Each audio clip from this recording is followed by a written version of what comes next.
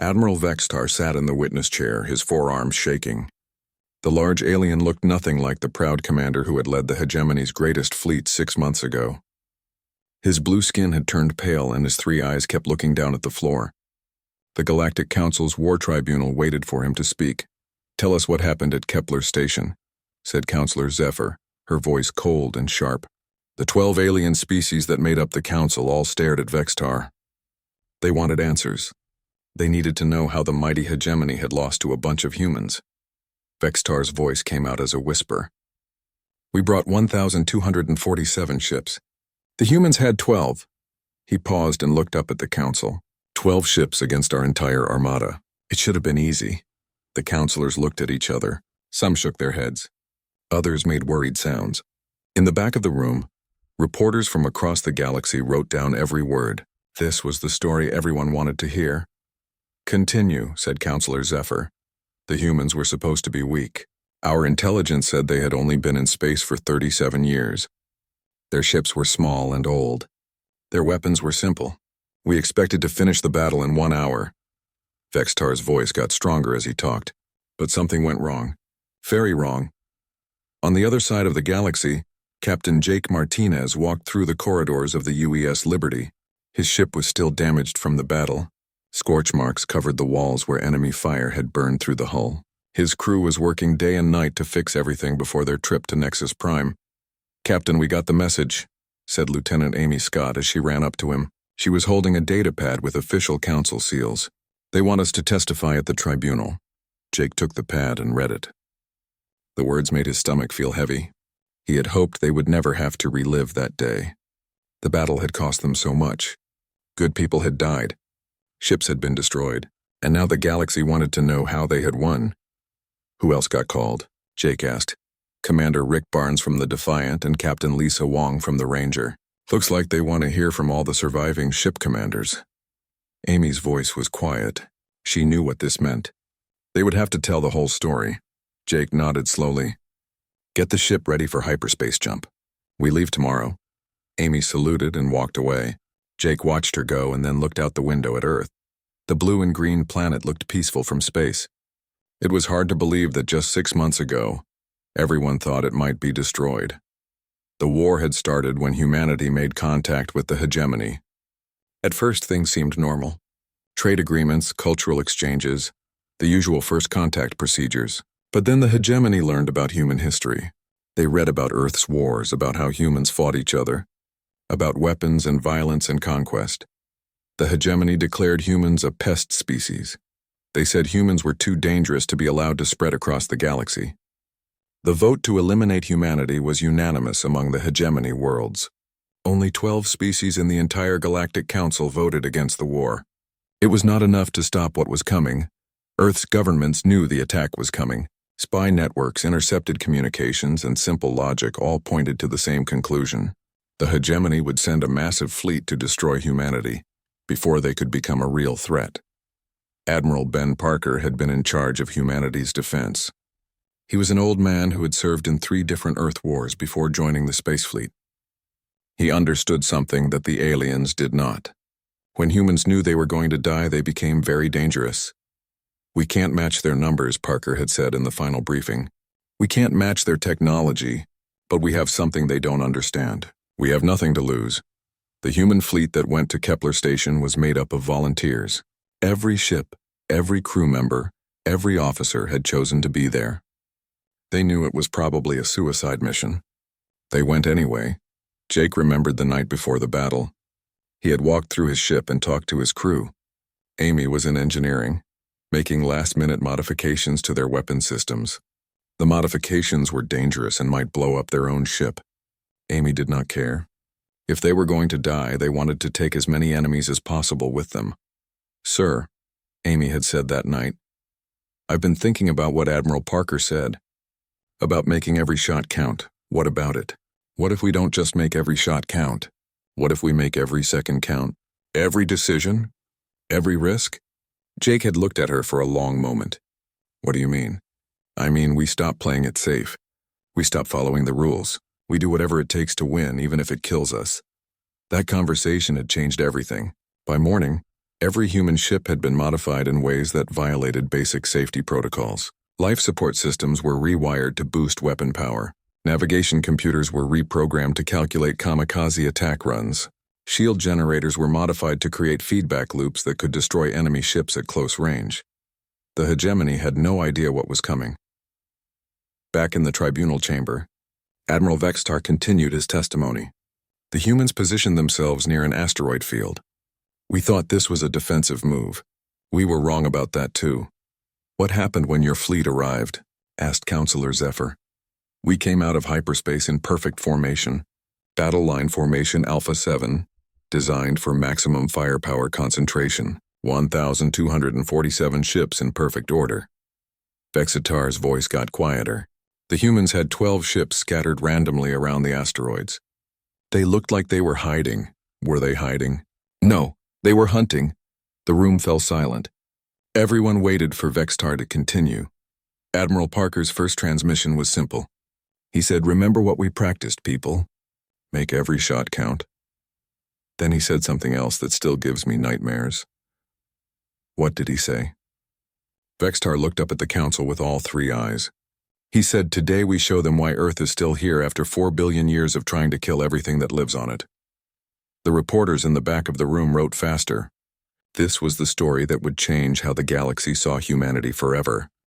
The tribunal chamber was completely quiet as Admiral Vextar continued his story. His three eyes stared at something only he could see, lost in the memory of that terrible day. "We opened fire first," he said. "Standard hegemony battle doctrine called for a coordinated barrage from all ships. 1,247 vessels firing at the same time. It should have vaporized the human fleet in seconds." Counselor Zephyr leaned forward. "But it didn't?" The humans scattered. They moved in ways that made no sense. Some flew directly into our fire. Others hid behind asteroids that were too small to provide real cover. 3 of their ships actually accelerated toward us while we were shooting at them. Vextar shook his head slowly. "In 400 years of military service, I had never seen anything like it, Captain." Jake Martinez was thinking about that same moment as his ship traveled through hyperspace toward Nexus Prime. He remembered watching the hegemony fleet appear on his sensors like a wall of death. 1,200 ships against 12. The odds were so bad they were almost funny. "Almost, Captain," Amy had said from her engineering station. "They're charging weapons. All of them." Jake had looked around his bridge at his crew. These people had volunteered to die with him. The least he could do was make their deaths count for something. "All ships, this is Liberty. Execute Plan Crazy." Plan Crazy was what they had called their battle strategy. It was not really a plan at all. It was organized chaos. Every human ship would do something different, something unexpected, something that broke every rule of space combat. The UES Thunder, commanded by Captain Sue Phillips, was the first to break formation. She pointed her ship directly at the center of the hegemony fleet and hit full acceleration. As she flew toward certain death, she started singing old Earth sea songs over the radio for everyone to hear. "What is she doing?" Vextar had asked his tactical officer as they watched the human ship race toward them. "Unknown, sir. She appears to be singing." "Singing? Is this some kind of religious ritual?" "I don't think so, sir. She's singing about sailing ships and drinking alcohol." Captain Phillips's ship was small and old, but it was fast. She dodged between the massive hegemony vessels like a tiny fish swimming between whales. Her weapons were not powerful enough to seriously damage the enemy ships, but she was not trying to destroy them. She was trying to confuse them, and it worked. The hegemony formation started to bend as ships turned to track the Thunder. Their perfect battle line began to curve and twist as every commander tried to get a clear shot at the crazy human who was flying through their fleet singing drinking songs. "Sir, the formation is becoming unstable," Vextar's tactical officer had reported. "I can see that. Order all ships to ignore the single human vessel and focus on the main targets." But the other human ships were not acting like main targets. Captain Danny Cole of the UES Hornet had positioned his ship behind a large asteroid and was using mining charges as improvised weapons. Every few seconds he would pop out from behind his rock, fire a spread of mining explosives, and disappear again. The explosives were not designed to be weapons, but they did not need to be. When they hit hegemony shields, they created massive electrical feedback that temporarily blinded sensors and disrupted communications. Cole was not trying to destroy enemy ships. He was trying to make them deaf and blind. Meanwhile, Captain Lisa Wong of the UES Ranger had found a different way to cause trouble.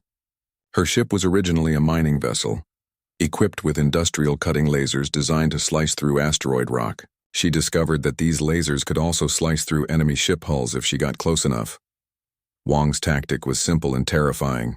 She would wait until enemy ships were focused on other targets, then swoop in at close range and cut them open like cans. Her industrial lasers moved slowly compared to military weapons, but they never missed and they cut through armor like it was paper. Multiple hull breaches on ships 7 through 12, Vextar's communication officer had reported. Unknown weapon type. Appears to be some kind of continuous beam. Continuous beam?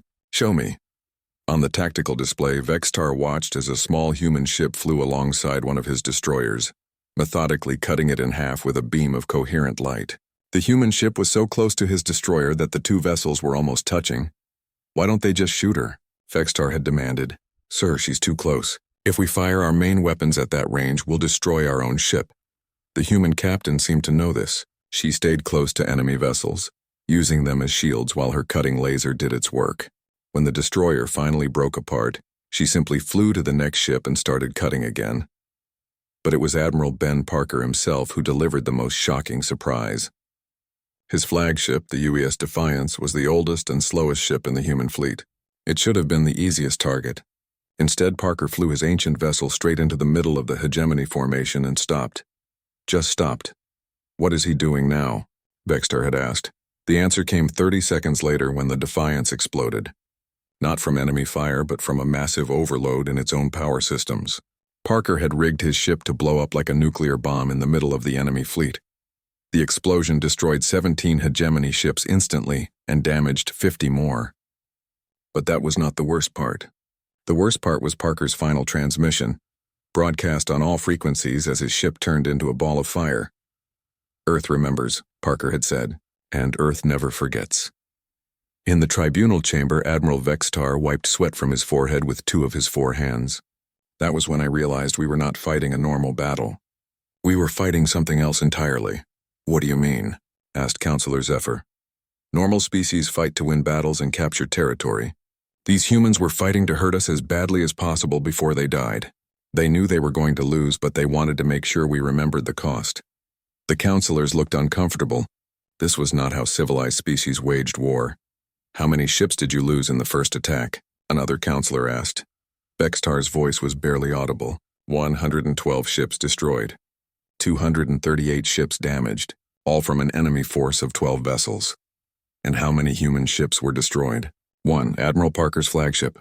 The other 11 were still fighting. The room fell silent again. Everyone was doing the math in their heads. 12 human ships had destroyed over 100 enemy vessels and damaged 200 more, and they had lost only 1 of their own ships. What happened next?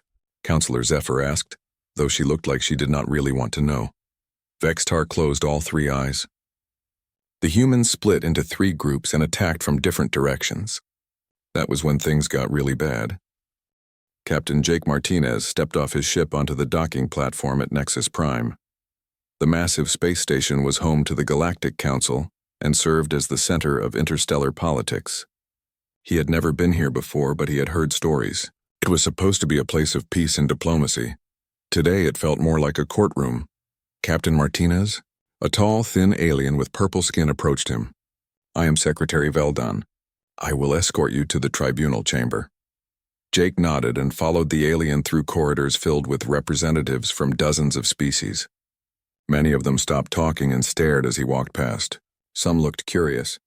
Others looked afraid. Jake tried to ignore them all. The tribunal chamber was huge, with seats for thousands of observers. Jake saw that most of the seats were full. Everyone in the galaxy wanted to hear this story. He also saw Commander Rick Barnes and Captain Lisa Wong sitting in the witness section. They looked as uncomfortable as he felt. Captain Martinez, said Counselor Zephyr as Jake took his seat, you commanded the UES Liberty during the Battle of Kepler Station. Please tell us about the modifications your crew made to your ship before the battle. Jake looked at Amy, who was sitting in the audience. She gave him a small nod of encouragement. He took a deep breath and began to speak. We knew we were going to die, he said simply. When you know you're going to die, safety regulations don't matter anymore. My engineer, Lieutenant Amy Scott, rewired our entire ship in ways that would normally get us court-martialed. What kind of modifications? We connected our life support power directly to our weapons systems.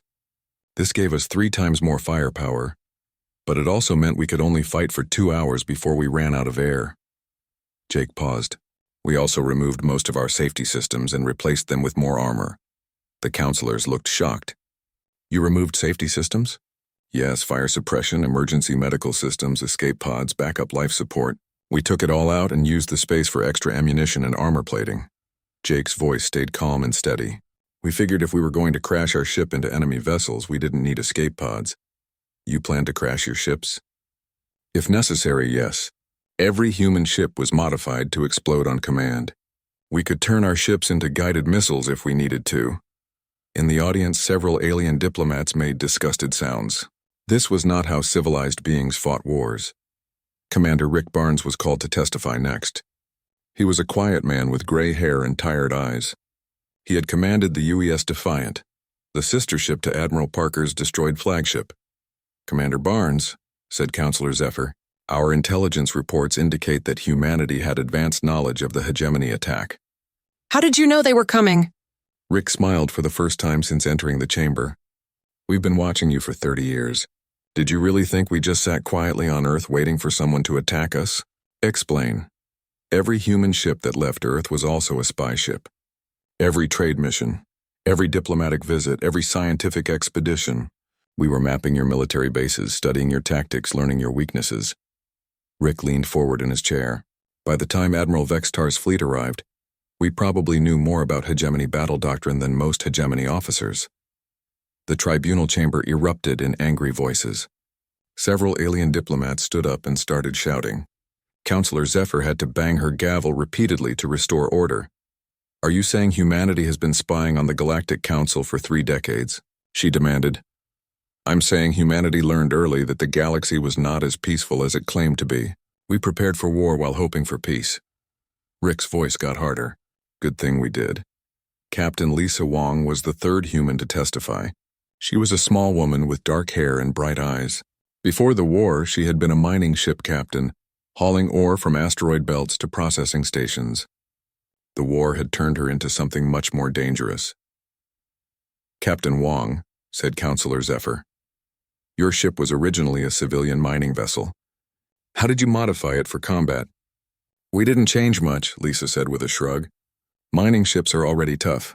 They have to be working in asteroid fields. We just started using our mining equipment as weapons. Mining equipment, industrial cutting lasers, explosive charges for breaking up rocks, tractor beams for moving heavy objects. It turns out all of that stuff works pretty well against warships too. Lisa smiled slightly, especially when they're not expecting it. The tribunal has reviewed footage of your ship cutting enemy vessels in half. How is that possible? Industrial cutting lasers are designed to slice through solid rock. They're much more powerful than military lasers, but they move slower and have shorter range. The trick was getting close enough to use them. How did you get so close to enemy ships without being destroyed? We studied hegemony tactics for months before the battle. We knew their ships were designed to fight at long range with heavy weapons. They have almost no close-range defenses because they never expected anyone to get that close. Lisa's smile got wider. We got very close. Lieutenant Amy Scott was called to testify about the technical aspects of the human modifications. She walked to the witness stand with a data pad full of engineering diagrams and technical specifications. Lieutenant Scott, said Counselor Zephyr, you were responsible for modifying the human fleet before the battle. Can you explain how these modifications were possible? Amy activated her data pad and projected a hologram of the Liberty's internal systems. The image showed a ship that looked nothing like the standard human designs the aliens had studied. Human ships are built differently than alien ships, Amy explained. Most species in the galaxy have similar technology and similar approaches to engineering. You build ships the same way your ancestors did, just with better materials. And humans? Humans are newer to space travel. We don't have thousands of years of tradition telling us how things should be done. When we encounter a problem, we solve it in whatever way works, even if it's dangerous or unconventional. Amy highlighted several sections of the ship diagram. These modifications would be impossible with standard hegemony or council technology because Your safety systems won't allow it. Our safety systems prevent crews from accidentally killing themselves, protested one of the alien counselors. Yes, they do. But they also prevent crews from making extreme modifications that might be necessary in extreme situations. Amy's voice got more confident as she talked about her specialty. Human safety systems can be overridden by the crew if necessary. We designed our ships to trust human judgment, even when that judgment might be wrong. And you believed your judgment was correct? I believed we were going to die no matter what we did. The only question was whether we could take some enemies with us. Amy paused and looked directly at Admiral Vextar. It turns out we took a lot of enemies with us. The final part of the day's testimony came from an unexpected source. Tech specialist Kevin Murphy had been responsible for the cyber warfare aspects of the human battle plan. He was a young man who looked more like a college student than a military officer. Specialist Murphy, said Counselor Zephyr, the tribunal has received reports that human ships use some kind of computer virus against hegemony vessels. Can you explain this? Kevin grinned. We hacked you. Explain. Hegemony ships are all networked together for maximum efficiency. Every ship shares data with every other ship in real time. It's actually a pretty good system for normal operations. Kevin's grin got bigger, but it meant that when we infected one ship with our virus, it spread to all the other ships automatically. What did this virus do? Nothing too dramatic. It just made random systems fail at random times. Weapons would misfire, shields would flicker, navigation computers would give wrong directions. Kevin shrugged. The virus didn't destroy the ships, but it made them unreliable in the middle of a battle. How were you able to create a virus that could affect hegemony systems? We studied captured hegemony technology for years. Every ship you lost to pirates, every probe that malfunctioned near human space, every piece of wreckage we could find. We reverse-engineered your computer systems and found the vulnerabilities. The tribunal chamber was silent as the implications sank in. Humanity had not just prepared for war. They had prepared for this specific war against this specific enemy. Admiral Vextar listened to all of this testimony with growing horror. He was beginning to understand that the battle had been lost before it even started. The humans had spent years learning everything about their enemies while keeping their own capabilities secret. One more question, said Counselor Zephyr to the group of human officers. Why did you fight so hard? You knew the odds were against you. You could have surrendered. Captain Martinez stood up to answer for all of them, because surrender was not an option. The hegemony declared us a pest species that needed to be eliminated. They were not coming to conquer us. They were coming to kill every human in the galaxy. He paused and looked around the chamber. When someone comes to kill your family, you don't surrender. You fight until you win or until you die.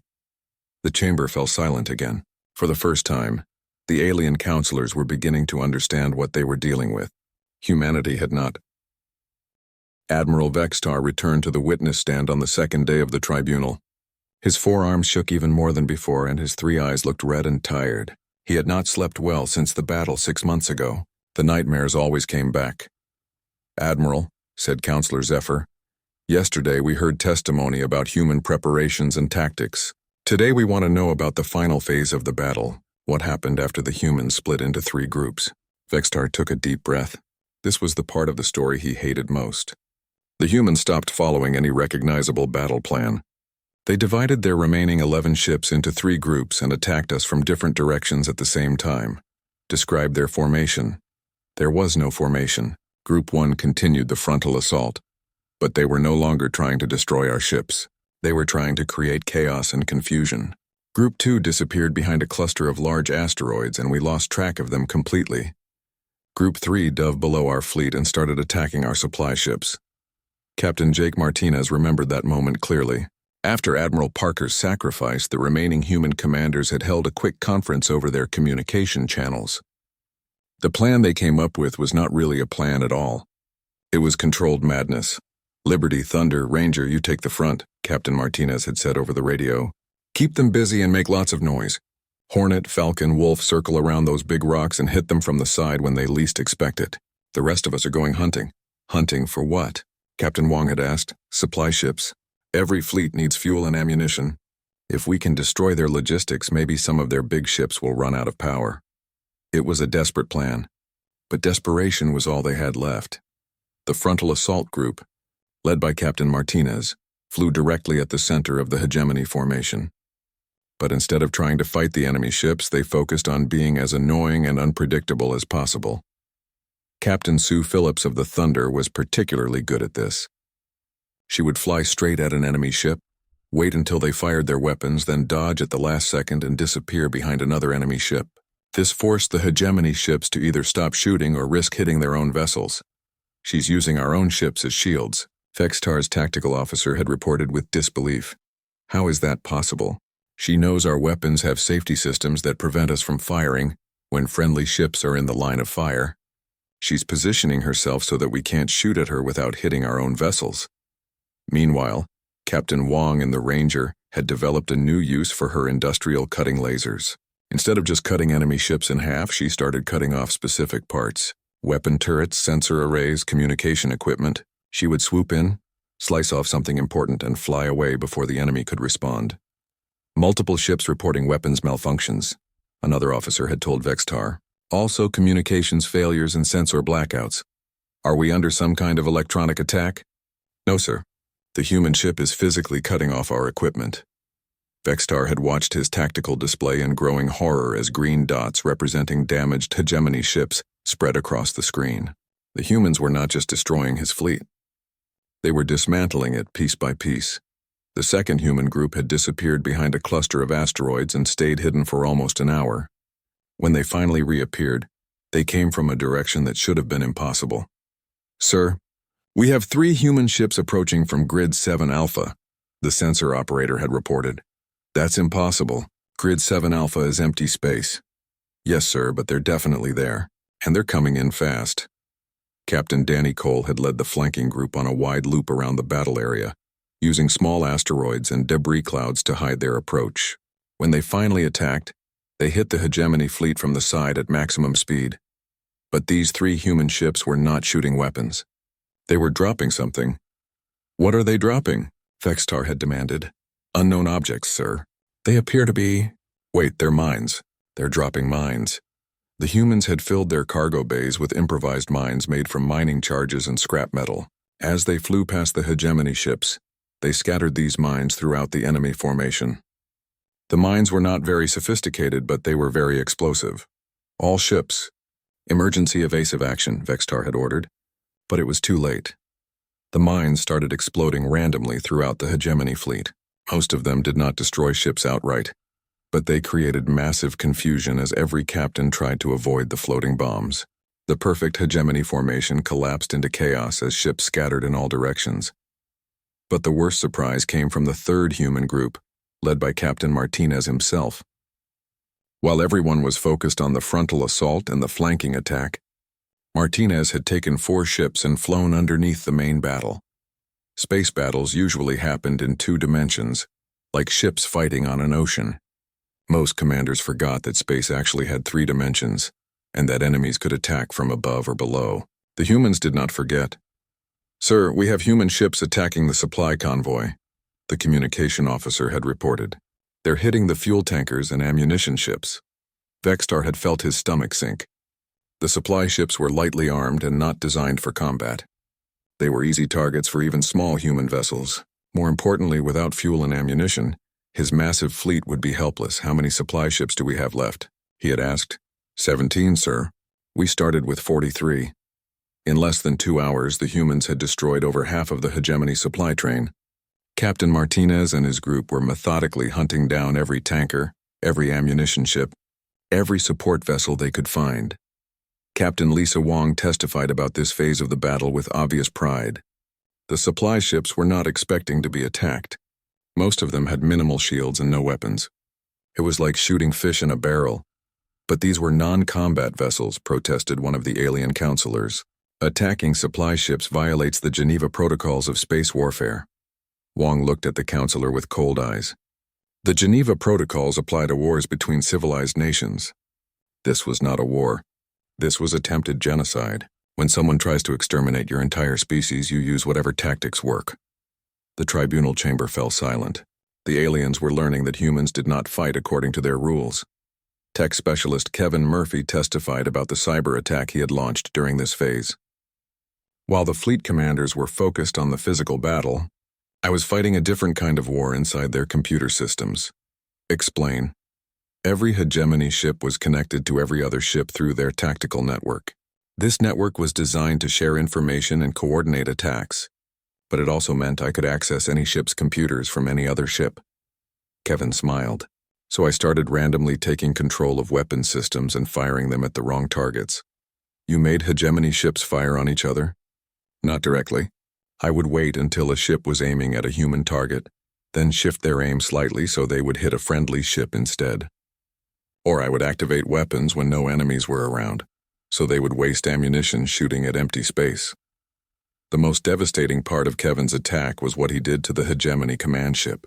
I noticed that Admiral Vextar's flagship was broadcasting orders to the entire fleet through the tactical network. So I started intercepting those orders and changing them slightly. What kind of changes? Small ones. I would change formation coordinates by a few degrees or alter timing by a few seconds. Nothing dramatic, but enough to make the fleet coordination fall apart. Admiral Vextar listened to this testimony with growing rage and humiliation.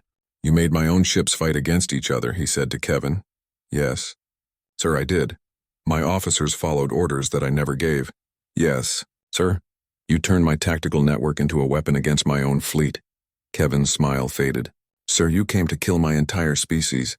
I used every weapon I could find to stop you. The final testimony of the day came from Captain Martinez himself. He described the moment when the hegemony fleet finally broke apart completely.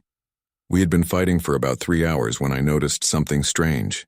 The enemy ships were starting to retreat in different directions. Some were falling back toward their original jump point. Others were scattered throughout the asteroid field. A few were actually heading toward Earth, but they seemed confused and disorganized. What caused this retreat? They ran out of ammunition and fuel.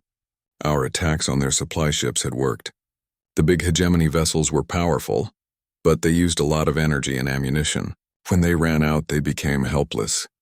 Captain Martinez paused and looked directly at Admiral Vextar. That was when we knew we had won. Not because we had destroyed all their ships, but because the ships that were left could not fight anymore. The tribunal chamber was completely quiet. Everyone was trying to understand how 12 small human ships had defeated over 1,000 hegemony vessels. Admiral Vextar, said Counselor Zephyr. Is Captain Martinez's account accurate? Vextar nodded slowly. My fleet was designed to fight short, decisive battles against conventional enemies. We carried enough fuel and... The third and final day of the tribunal began with a question that everyone in the galaxy wanted answered. Counselor Zephyr stood before the packed chamber and addressed Admiral Vextar directly. Admiral, you have testified that 12 human ships defeated your fleet of over 1,000 vessels. Before we conclude these proceedings, the tribunal needs to understand one final point.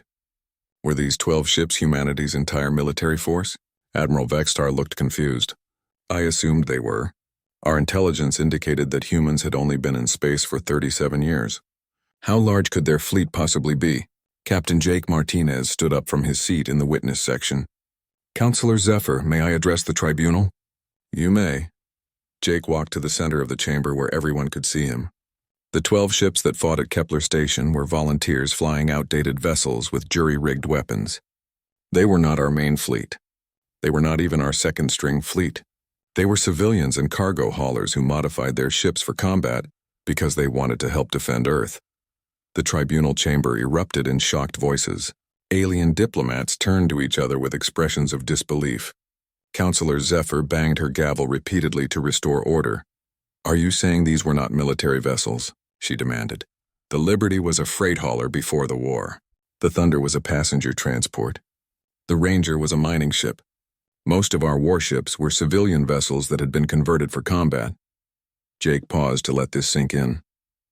Our actual military fleet stayed behind to defend Earth in case Admiral Vextar's attack was successful. Admiral Vextar felt like someone had punched him in the stomach. You mean there are more human ships? Admiral, we have been building ships for 37 years. Did you really think we only built 12? The question hung in the air like a poisonous cloud. If 12 converted civilian ships could destroy over 100 military vessels and force the retreat of an entire armada, what could humanity's actual military fleet do? Counselor Zephyr called for a recess while the tribunal members discussed this revelation. During the break, Reporters from across the galaxy sent urgent messages to their homeworlds. The story of the Battle of Kepler Station was already shocking. The news that it had been fought by converted civilian ships made it terrifying. When the tribunal reconvened, the atmosphere in the chamber had changed completely. The alien counselors looked nervous and uncertain. Many of the diplomats in the audience were quietly making plans to leave Nexus Prime as quickly as possible. "Captain Martinez," said Counselor Zephyr, "the tribunal needs to understand humanity's current military capabilities." "How many ships does Earth actually have?" Jake smiled politely. "I'm sorry, but that information is classified. I can tell you that we have enough ships to defend ourselves and our allies." "Who are your allies?" "Any species that does not try to commit genocide against us." The message was clear. Humanity was offering friendship to those who wanted it, and promising destruction to those who threatened them. It was a simple policy, but it was also terrifying in its implications. The tribunal heard final testimony from several unexpected witnesses. Representatives from the 12 species that had voted against the war testified about their interactions with humans before the battle. Ambassador Telvar of the Centauri Republic spoke first. "Humans approached us 6 months before the battle. They said they knew war was coming, and they wanted to establish communication with species that might be willing to coexist peacefully." "What did they offer you?" "Technology sharing, trade agreements, and mutual defense pacts. They also offered to share their tactical innovations with any species that wanted to learn them." The tribunal chamber fell silent. The humans had been offering to teach other species their military tactics. The same tactics that had just humiliated the hegemony's greatest fleet. Ambassador Crix of the Tau Mining Consortium testified next. "Human mining techniques are 50 years ahead of ours, even though they have only been in space for 37 years. They offered to share this technology with any species willing to sign non-aggression treaties." "Did you sign such a treaty?" "We signed it yesterday," more witnesses followed. The Andorian Trade Federation had signed a mutual defense pact with humanity. The Rigel Scientific Collective had agreed to share research data. The Vega agricultural worlds had negotiated food trade agreements. It became clear that while the hegemony had been planning humanity's destruction, the humans had been building a network of allies and trading partners. They had spent years preparing not just for war, but for the peace that would follow. Captain Lisa Wong testified about humanity's plans for the future. "We never wanted to conquer the galaxy. We just wanted to be left alone to explore and trade and learn. But if someone threatens us or our allies, we will defend ourselves." "How will you defend yourselves?" "The same way we defended ourselves at Kepler Station. With everything we have, using every tactic that works, fighting until we win or until we die." The final witness was someone no one had expected to hear from. Admiral Ben Parker appeared on the chamber's main screen as a recorded message that had been programmed to play after his death. "If you are watching this," Parker's image said, "it means the battle is over and I did not survive it. I hope it also means that Earth is still free and humanity is still alive." The chamber was completely quiet as they watched the dead Admiral's final message. "To the Galactic Council, I want to say this: we did not ask for this war. We did not want to fight, but when you declared us a pest species and came to destroy us, you gave us no choice. What happened at Kepler Station was not aggression. It was survival." Parker's image looked directly into the camera. "To any species watching this who might be thinking about following the hegemony's example, I have a simple message. Don't. We have shown you what desperate humans can do with outdated civilian ships. Do you really want to see what we can do when we are prepared and angry?" The recording ended, leaving the tribunal chamber in complete silence. Counselor Zephyr called for the final statements. Admiral Vextar was given the opportunity to address the tribunal one last time. "I have served in the hegemony military for 400 years, he said in a voice barely above a whisper. "I have fought in 17 major battles and conquered 11 star systems. I thought I understood warfare. I thought I knew everything there was to know about tactics and strategy and military science." He paused and looked around the chamber. "I was wrong about everything. The humans taught me that warfare is not about technology or numbers or formations. It is about will. It is about the determination to keep fighting even when defeat is certain. It is about the refusal to accept surrender as an option." Vextar stood up slowly, his forearms shaking. 100 to 1 odds, and humanity still won. I don't know what kind of species does that, but I never want to fight them again. As Vextar walked out of the chamber, a reporter called out to him. Admiral, how do you feel about your defeat? Vextar stopped and turned around. For the first time in 3 days, his voice was strong and clear. Shaken, he said. I feel shaken. The tribunal reached its official conclusion later that day. The hegemony's attack on humanity was declared an act of unprovoked genocide. The human response was ruled to be legitimate self-defense. All charges against humanity were dismissed, and Earth was granted full membership in the Galactic Council with all the rights and protections that membership provided. But the real conclusion was not written in any official document. The real conclusion was the understanding that had settled over the entire galaxy. Humanity was not to be underestimated, threatened, or attacked. They had proven that they could win against impossible odds using nothing but determination and ingenuity. Captain Jake Martinez returned to Earth a week later to find parades in every major city. But he did not attend any of them. Instead, he went to the orbital shipyards where humanity's new fleet was under construction. The ships were beautiful and terrible at the same time. They incorporated every lesson learned at Kepler Station, every innovation that had proven effective against superior technology. They were built not for conquest, but for exploration and defense. Jake was promoted to Admiral and put in charge of humanity's first exploration fleet.